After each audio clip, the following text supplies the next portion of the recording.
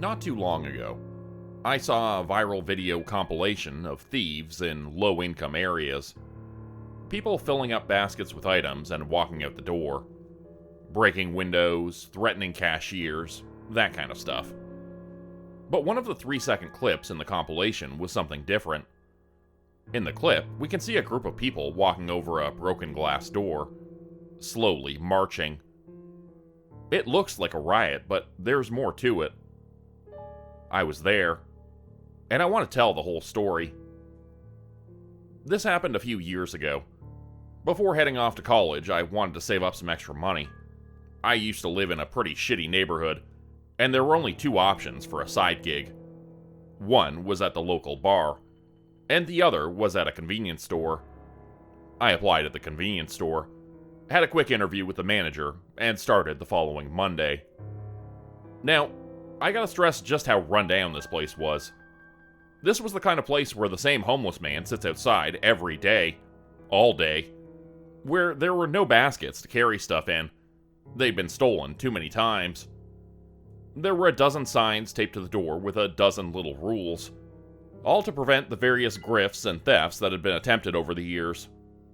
No bags, no backpacks, no plastic bags, no canvas bags, no carts, and of course, no weapons. Still, despite its faults, it was the only place local folks could afford to shop at. And while there were some people who took advantage of it, a vast majority loved the place, right down to the homeless guy chilling by the door. I was planning to be there for the summer. We had a morning and an evening shift, and we changed who did what every 2 weeks. The video clip in question took place during my 4th week, my 2nd week on the evening shift. It was a Saturday evening. Benny, the homeless guy, was off to recycle some cans. The AC was acting up, leaving a thin layer of humidity on everything in the store, including me. I was working the counter. It was almost closing time, but I waited for Benny to get back before closing. The guy was harmless and survived on little to nothing. He usually spent what he'd earned during the day before closing time. I wasn't working alone. There was also Lanny, a mother of 3 who worked to get some extra money on the side while her husband was posted overseas. A woman in her mid-40s with this long black hair that could almost reach her knees. Every time I think of her, I'm reminded of oatmeal cookies. We were ready to close when a customer walked in. I was expecting Benny, so when I turned around to see a complete stranger, I was a bit surprised. Now, we get new people all the time, but this one was unusual for a number of reasons. 1, he was clearly not a local. The guy was wearing a brand-name blazer and custom-tailored pants. 2, he was in a hurry. He was clutching this brown canvas bag, panting like a tired dog. I didn't get the time to ask him to hand it over, as per the sign. You got salt?" he asked. "Mineral salt?" "Yeah, go check." He was sprinting down the aisle before I had a chance to finish my sentence. Lanny peeked out from the dairy aisle with a raised eyebrow. I shrugged. Moments later, there was some commotion. I went to check on the guy and saw he'd pulled down 6 cans of salt onto the floor, opened them, and drowned his bag in it. He was whining and pleading, repeating, "Come on, come on, come on," over and over, like he was in distress, like his life depended on this. I didn't know what to do. I was going to call the police, but I wanted to de-escalate first. Still, I didn't want to talk to him. There was no telling what a guy in this state of mind might do. Instead, I stepped back, got my phone out, and talked to him as calmly as possible. "Sir, you can't do that in here," I said. "You need to pay and take this outside." There's no time," he said. I can't, I'm sorry." What happened next came out of nowhere. One moment, I was looking at this crazy guy covering the ground in salt. Next moment, pandemonium. Lanny screamed at me from the front counter. The lights began to flicker, then die, leaving the store in sudden darkness. Running up to the front counter, my jaw dropped. Lanny had barely managed to close and lock the front door. There were at least 24 people outside, none of whom I recognized. These people were something else entirely. At first glance, there was nothing strange about them. But looking a little closer, you could see a few things were off. For example, there was a woman in a nightgown. She didn't even have shoes on.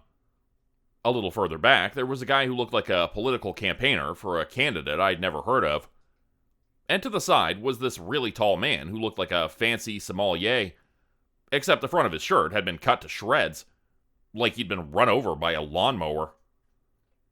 These people were gathering around the storefront, poking and prodding for a way in. One of them smacked their hand flat on the glass. Lanny was already calling the police. The store had had security cameras once, but they had long since been wrecked. We just had these camera-looking things that were basically just a red light. It was mostly a deterrent rather than something functional, so there was no way for me to check how many people were actually out there. Still, there were more than a few. I didn't even know that one of the front cameras actually worked, providing the clip in question later on. The strange man with the canvas bag was on his knees, crying, like full-on wailing like a scared kid. It was eerie to see someone just break down like that. It's at that point you start to realize how serious something really is. We had managed to lock ourselves in. Lanny was on the phone, trying to get the police to hurry. It wasn't easy to get them to come by this neighborhood. Apparently, it was viewed as a bit of a lost cause. They advised her to get out of there and let our insurance company deal with it. The fact that these people showed up out of nowhere didn't seem to bother them, and the fact that our lives were in danger was described as exaggerating. I have this one vivid memory of the beginning of that night. There was this neon sign for a bar across the road, and that was the only light that came through. All these strange people, backlit by this eerie red and blue. It was creepy. There was no way to tell what was going to happen next. Were they there for us? For the store? For the strange man? While Lanny kept calling for help, I turned my attention to the stranger. He'd slumped down against one of the shelves and gone catatonic. He just sat there, staring at the bag. I pushed against his shoulder a bit, but he didn't seem to notice. I decided to check the bag. This, too, garnered no response. The bag contained a sort of metal thermos, a silvery gray container that had burst open. There was a navy blue liquid covering the inside of the bag, now drenched in salt. It had this faint smell of ammonia and had begun to harden into a gel. I did my best not to touch it. "It's too late," the man whispered. "It's too late. It doesn't matter anymore." "What?" I yelled. "What doesn't matter? Who are you?" He waved his head back and forth, as if bobbing for an answer, but no words came to mind. He shook his head and sunk his face back into his hands. I tried to push him to answer, but he was just broken. There was no point in talking to him, and judging by the sounds coming from our storage, I didn't have time to stand around. I could hear Lanny yelling at an emergency responder. I could hear a repeated metal clanking out back, like someone was beating the back door with a steel pipe. Then, a grinding metal noise. It took me a moment to realize that they were moving the trash container out back, probably to get up on the roof. I rushed back to Lanny, who was hanging up the phone and trying again, desperate to get someone on the line who was ready to actually listen. I think they're on the roof," I stuttered. "I think they're climbing." "Shit," she sniffled. Shit. She took me by the arm and led me to the back storage. There, she pointed to a frail metal ladder leading to a yellow hatch in the ceiling, about 12 feet up. "Make sure it's locked. I'll block it with something." "With what?" "I don't know." She stormed back out a second later. I grabbed a metal pipe from a vacuum cleaner and painstakingly made my way up the ladder. I managed to lock the hatch and jam the pipe between two handles. It wasn't very stable, but it would hold for a bit.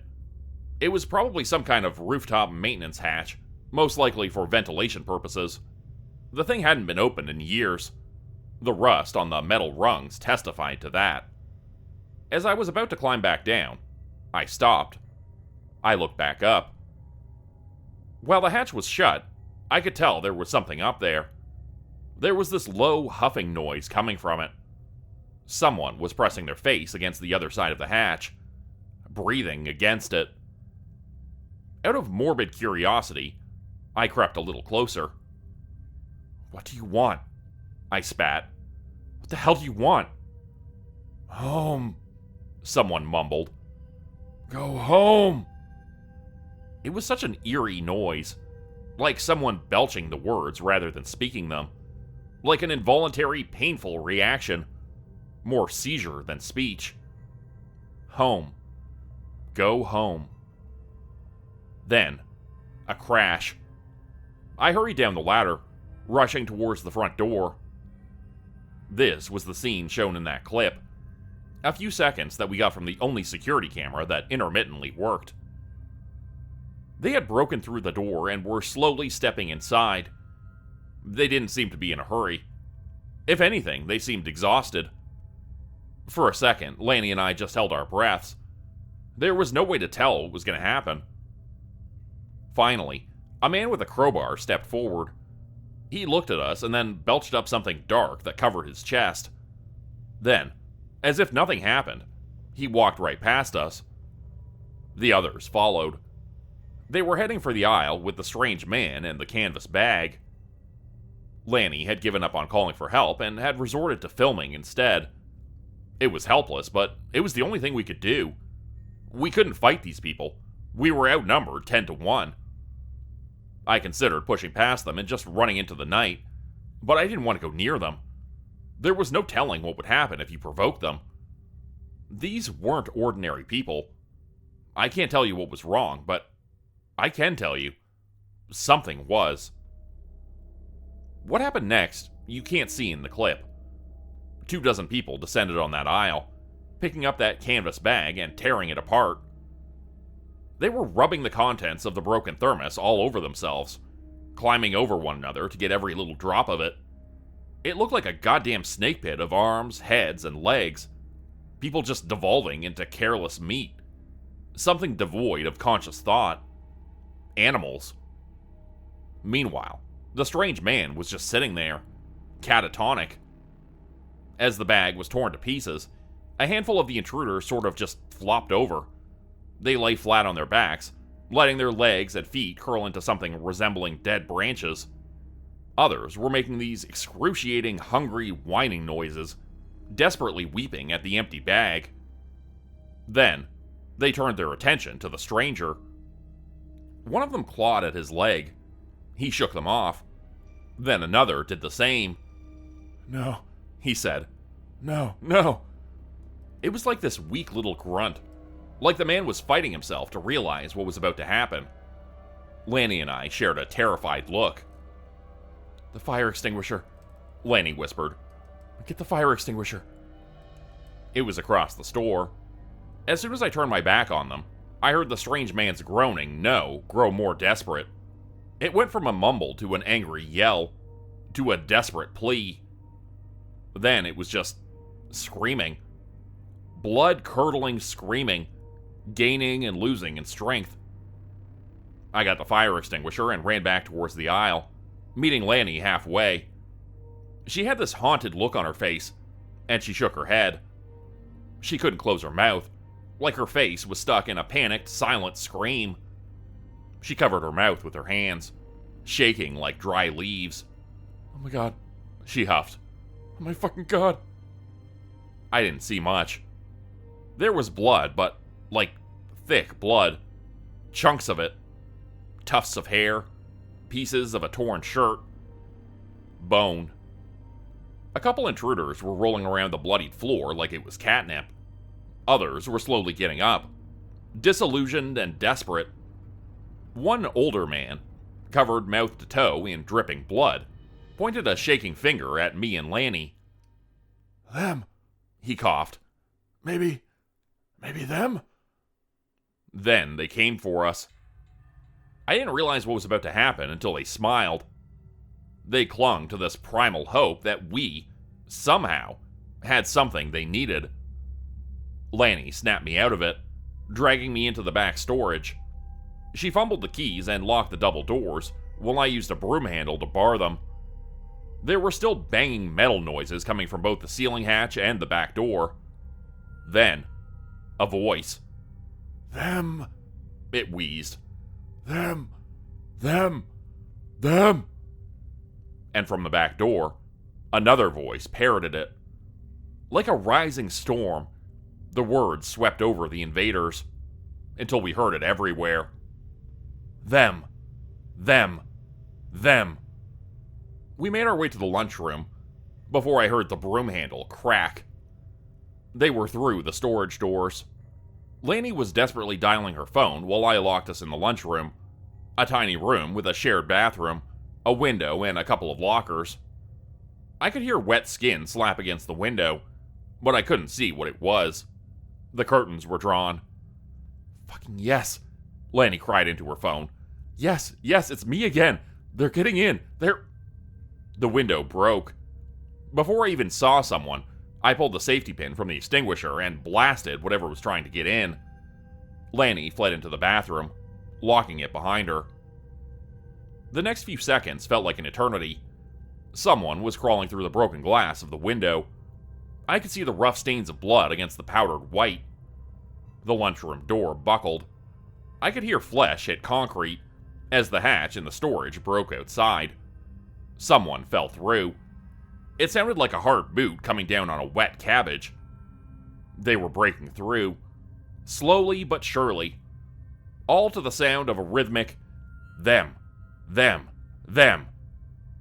I swung a locker open, but realized there was no way I could hide in there. I couldn't go for the window. I couldn't push past the doors.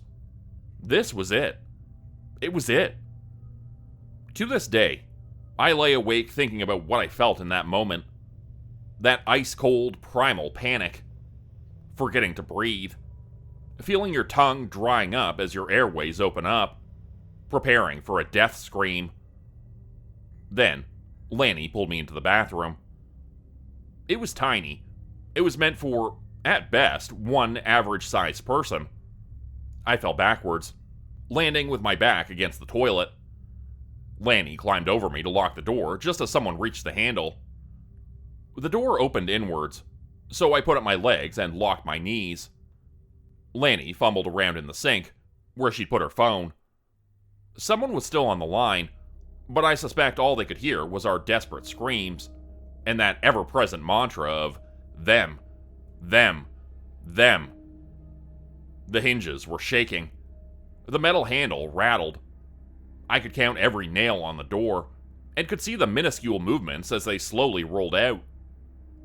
In that moment, all I could hear was my own heartbeat, and how it slowly synced up to the monotonous chant of them, them, them. Looking back at it, my mind is just black. There's nothing there.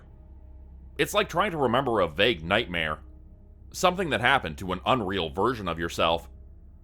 And in those moments, when you realize that you were there, the real you, then it spirals. And for a couple of skipped heartbeats, I'm back there, fighting for my life. I'm back with that chant, that banging on the door. At one point, the door buckled. Fingers poked through the gap, grabbing Lanny's long black hair. They tore out a handful of it, like a full fist. Even in all that panic, I saw her scalp turning red. But we pushed back, and the door stayed shut just a little longer. It was still dark, but with every push against the door, and with every inch the door gave, little glimpses of moonlight came through like a sickening strobe light. But a little longer was all we needed. The final thing I heard them say was, "No, home, please, home." Then this combination of home, them, please, and no. The banging slowly stopped. My hearing went from that awful mantra to my own heartbeat. And then, nothing. A light breeze, perhaps. A careful knock. Lanny and I held our breaths. "Excuse me?" Y'all doing alright in there? Benny, the homeless guy. The coast was clear. Stepping out, there was no one but Benny left. The ground was covered in this black ash, stinking of ammonia and sulfur, but the attackers were gone. The place was a complete mess. Every window and door broken. You could see traces in the ash where people had dragged their feet before they, seemingly, disappeared. Going back out into the store, there was no sign of the strange man. There was still blood spatter covering the side of the aisle, but now the ground was covered in that awful black ash. I stepped over the broken front door, past the trampled flowers and broken glass. I have this vivid memory of blue petals from a sunflower getting stuck to the side of my black work shoes as I went out into the night. Minutes later, the police showed up, and the rest is history. The whole event was categorized as a sort of riot. No suspect was arrested, and the strange man was never identified. From what I've heard, they'd never investigated anything as a murder or assault. For all intents and purposes, that night was just a strange break-in. So yeah, somehow that clip made its way into a random compilation online. I'm not sure how. Lanny sent me a link. It's been a few years, but we still keep in touch. Not a lot, though. Seeing one another kind of reminds us about that night, and I think both of us just wants to forget. I guess what I want to say is that some things are different from what they seem. So think twice before you share something. Take a step back. Think. And really, really look. Become a channel member today for early access, bonus videos, and special emojis only available to members. Check out the description below or click the join button for more info. If you'd like another way to help support the channel, please consider joining my Patreon page at patreon.com/JordanGroupHorror. As a patron, you'll get access to bonus videos and content. You'll be credited at the end of every video going forward, and if you decide to stay for 3 months, I'll name a character after you, which will be featured in a Hollow's End story. Links to join the Patreon are in the description. Thanks everyone for listening. Please like, subscribe, and comment to help the channel continue to grow. And see you again next time at 4 p.m. Eastern Standard Time. Hope you have a great night.